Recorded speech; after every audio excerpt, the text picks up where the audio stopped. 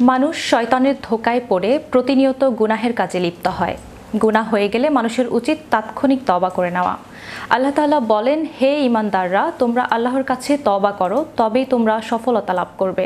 কিন্তু তওবা কবুল হয়েছে কিনা তা কিভাবে বুঝবেন, তা বিস্তারিত থাকছে ডেস্ক রিপোর্টে।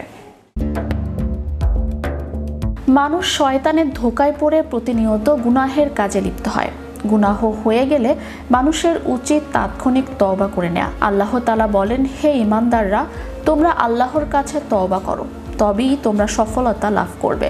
কিন্তু তওবা কবুল হয়েছে কিনা তা বুঝবেন যেভাবে।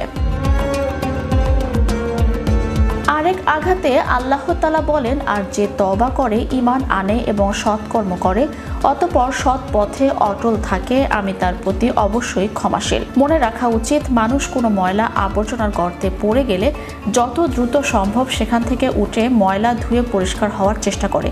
ঠিক তেমনি গুনাহের পর তওবা করে নিজেকে পবিত্র করা উচিত।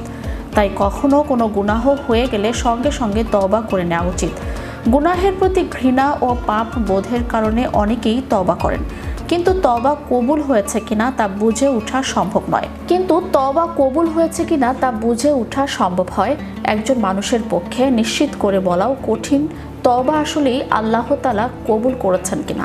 তবে কিছু আলামত বা লক্ষণের মাধ্যমে একজন মানুষ বুঝে নিতে পারবেন তার তওবা কবুল হয়েছে কিনা।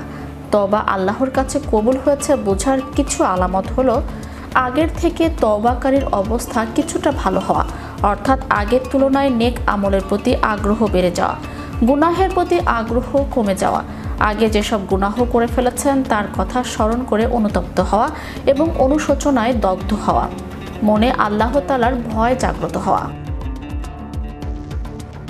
পাপের প্রতি আগ্রহ তৈরি হলে জাহান্নামের শাস্তি ও আল্লাহ তাআলার অসন্তুষ্টির কথা খেয়াল হওয়া, আচার আচরণে বিনয়ী ভাব আসা, গুনাহের শাস্তি ও আল্লাহ তাআলার অসন্তুষ্টির কথা স্মরণ করে বারবার তওবার প্রতি আগ্রহ তৈরি হওয়া। তওবার পর কারো ভেতর এই লক্ষণগুলো দেখা গেলে আল্লাহ তাআলা তওবা কবুল করেছেন বলে ধারণা রাখা যেতে পারে।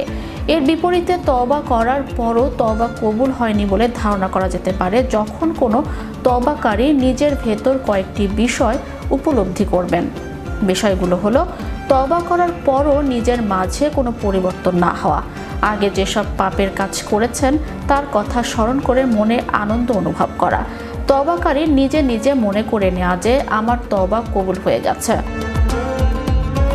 Magic Bangla TV, news desk.